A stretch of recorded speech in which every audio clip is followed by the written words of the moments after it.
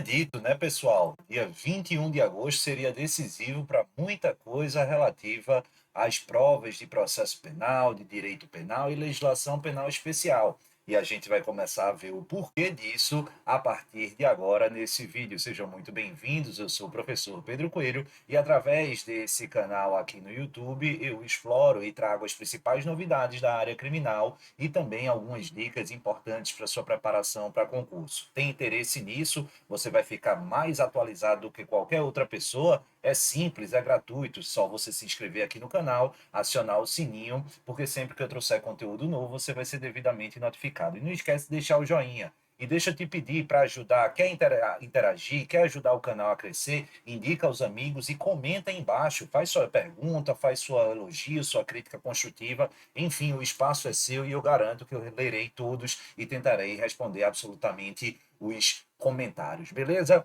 E vejam só, eu disse que nessa última semana nós tínhamos em plenário virtual do Supremo Tribunal Federal alguns temas extremamente importantes, entre eles a ADI 7267 do Distrito Federal, que a gente vai abordar aqui relativa à Lei Maria da Penha, e outro tema dos embargos de declaração no mandado de injunção relativa aí à questão referente à homo e à transfobia. Essa segunda parte eu vou deixar para um outro vídeo, talvez amanhã ou ainda hoje, mas o foco primordial desse vídeo é tratar essa ADI 7267, um tema absolutamente importante e que teve aí o julgamento à unanimidade no âmbito do Supremo Tribunal Federal, vinculado a, sem dúvida alguma, uma das três leis penais especiais que seja em certames de carreiras jurídicas federais ou estaduais, está sempre aí figurando entre as três mais cobradas. Me refiro à Lei 11.340 de 2006, a famigerada, a multicitada, melhor dizendo, e bem-vinda na minha ótica, Lei Maria da Penha. E presta atenção, por quê? Porque o Supremo, na minha ótica, acertadamente, seguiu o mesmo passo fixado pelo Superior Tribunal de Justiça. Exatamente. Esse ano de 2023, não sei se vocês vão se recordar, mas no dia 8 de março daqui desse ano, porque eu lembro muito bem, porque eu fiz um vídeo nesse próprio dia, um dia especial que é celebrado, né, simbolicamente o Dia Internacional da Mulher. A gente teve a terceira sessão do STJ aprovando o tema 1167 dentro da sistemática de repetitivo, interpretando adequadamente o artigo 16 da Lei Maria da Penha.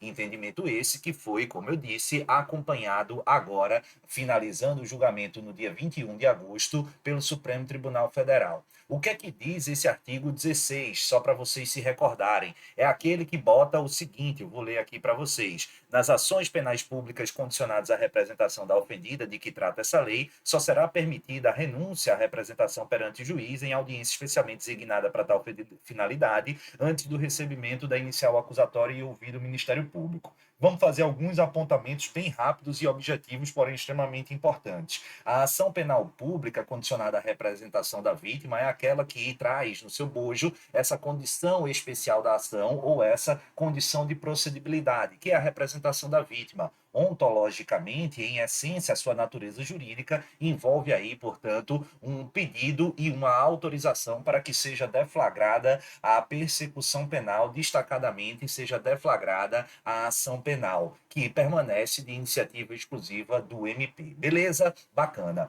Só que, veja só, essa representação, ela pode ser passível de retratação, sim, né, pessoal? O ser humano, em essência, é um ser absolutamente incerto, ansioso e que é permeado por dúvidas e autoquestionamentos. Então, obviamente que eu posso fazer algo e me arrepender. É por isso que a representação da vítima, ela é sim retratável. Entretanto, de acordo com o artigo 25 do Código de Processo Penal, essa retratação ela tem um prazo estabelecido. Ela só e somente só pode ser realizada até a oferta da inicial acusatória. Então, a regra, artigo 25 do CPP, é que a retratação da representação da vítima, ela pode sim ocorrer desde que seja materializada antes da propositura da inicial acusatória. Essa é a regra. Então vamos para a exceção. Exceção designada no artigo 16, por mim agora lido, da Lei Maria da Penha. Se a regra é retratação da representação ser possível até a oferta da inicial acusatória, nos crimes de ação penal pública condicionada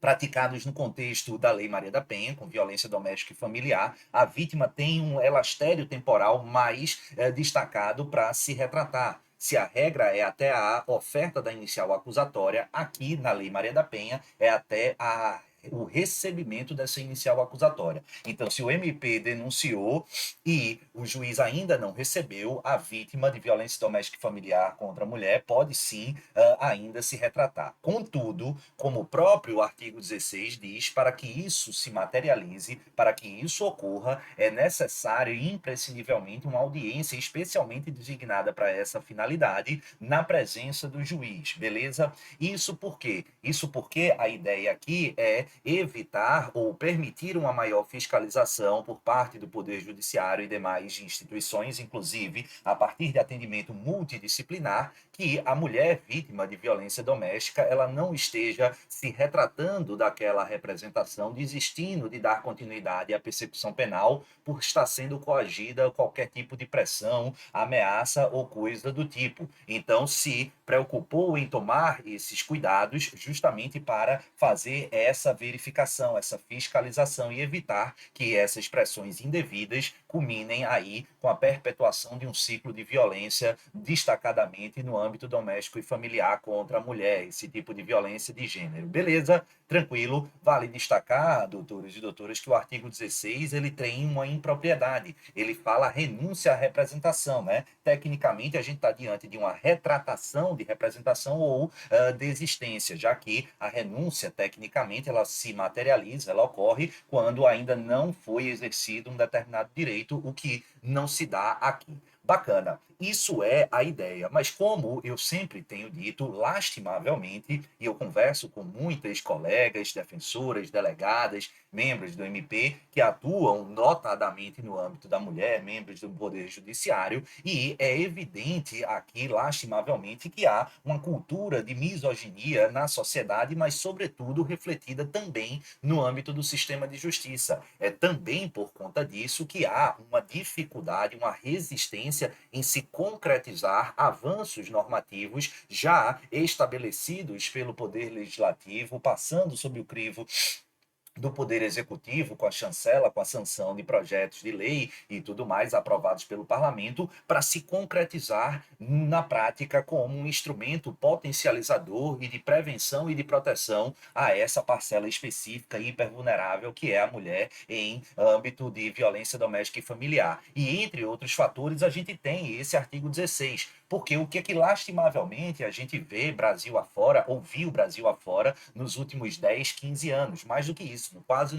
nesses últimos 20 anos, já que a gente tem 17 anos, né, da Lei Maria da Penha. Justamente uma desvirtuação em relação a esse artigo 16. O que a gente teve é que grande parte do Poder Judiciário estava designando audiências nesse parâmetro do artigo 16 obrigatórias, ou seja, sempre que a mulher representava nas ações penais públicas condicionadas à representação em delitos envolvidos no contexto da Lei Maria da Penha, estava havendo a designação de audiência para funcionar como uma audiência obrigatória que, em última análise, estabelecia-se como uma audiência de obrigatoriedade de ratificação, desvirtuando, repito, absolutamente o teor da ideia aqui consagrada.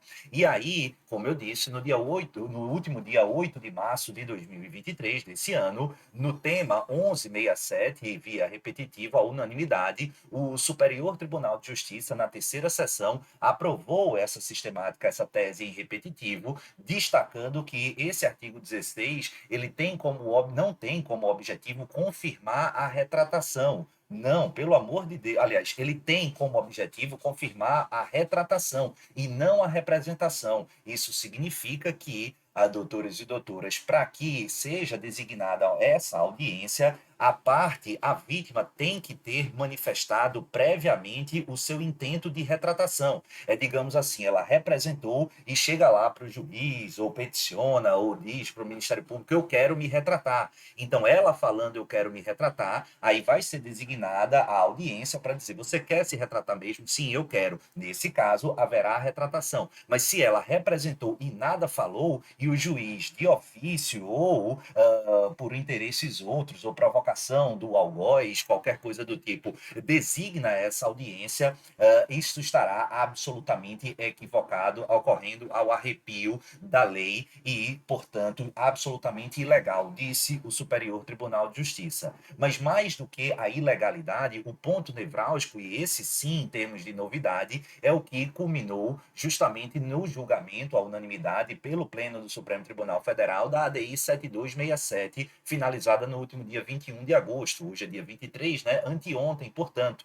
Muito importante, por quê? Porque prevaleceu o raciocínio estabelecido no voto do ministro relator Luiz Edson Fachin, seguido por todos os membros que assim atuaram, beleza? Lá do Supremo Tribunal Federal. E aí, o que é que eles disseram? A conclusão da Corte do Supremo Tribunal Federal foi no sentido de que essa interpretação é dada por muitos magistrados, por muitos agentes do sistema de justiça, de entender a audiência do artigo 16 como obrigatória, inclusive para fins de confirmação da representação, é absolutamente inconstitucional. Não é possível designação de ofício.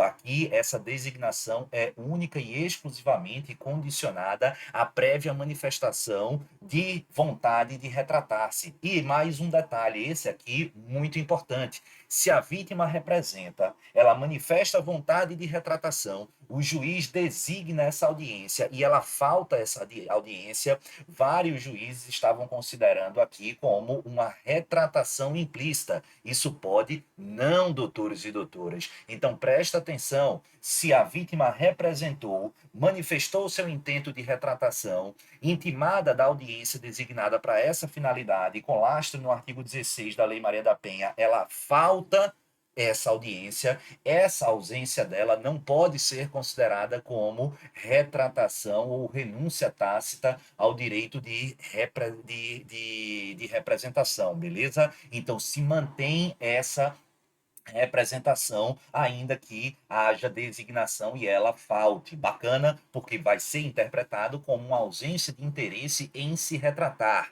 Aliás, muito interessante extrair do voto do ministro Luiz Edson Fachin algumas orientações não apenas de matriz constitucional, mas inclusive de convencional. Ele cita muito bem e pertinentemente a Convenção para a Eliminação de Discriminação contra a Mulher. Ele diz que o Poder Judiciário, representando o Estado, inclusive, deve abster-se de incorrer em todo ato ou prática de discriminação contra a mulher e zelar para que as autoridades e instituições públicas atuem em conformidade com esta obrigação. E constata que essas designações de ofício e audiências de confirmação de retratação violam gravemente esse preceito convencional. Aliás, também para enriquecer o teu material, ele destaca a recente revisão exarada pelo Comitê de Eliminação de Discriminação contra a Mulher em relação à recomendação 19, que culminou com a aprovação de outra recomendação muito importante, a recomendação 35. Eu separei um trecho dessa recomendação porque ela é muito interessante. Ele diz assim: visa assegurar que a violência de gênero contra as mulheres não seja obrigatoriamente encaminhada para procedimentos de resolução alternativas de disputa, incluindo medição e conciliação. O uso desses procedimentos deve ser estritamente regulado e apenas permitido quando uma avaliação prévia por uma equipe especializada garante o consentimento livre e informado das vítimas. Então, nem sempre se deve, em relação destacadamente a questões atinentes à violência de gênero, estimular e realizar mecanismos de soluções alternativos. Então, se não há uma manifesta expressão por parte da vítima do seu intento de retratação da representação, não cabe a ele estabelecer ou estimular esse tipo de arrependimento, esse tipo de retratação. representação. É por isso que, mais uma vez, afianço aqui e penhoro meus aplausos para o Supremo Tribunal Federal, como já havia feito para a terceira sessão, dando aso a essa interpretação adequada e constitucional do artigo 16 e refutando essa odiosa, lastimável, misógina, preconceituosa e absolutamente míope interpretação que alguns vinham dando a esse artigo 16. Então, o artigo 16 ele estabelece que, para se retratar da representação em uma ação penal pública condicionada a ela no âmbito de violência doméstica e familiar, para que essa audiência seja designada, é necessário previamente que a vítima mulher tenha manifestado esse interesse. Por quê? Porque a audiência serve para ratificar o intento de retratação, jamais, em hipótese alguma, para ratificar, confirmar o intento de representação. Essa aí é feita, materializada e absolutamente idônea e sem qualquer questionamento. Vale destacar ainda que é importante que essa mulher seja acompanhada antes dessa audiência ou durante a audiência por uma equipe multidisciplinar para que aí sim o juiz tenha mais condições de aferir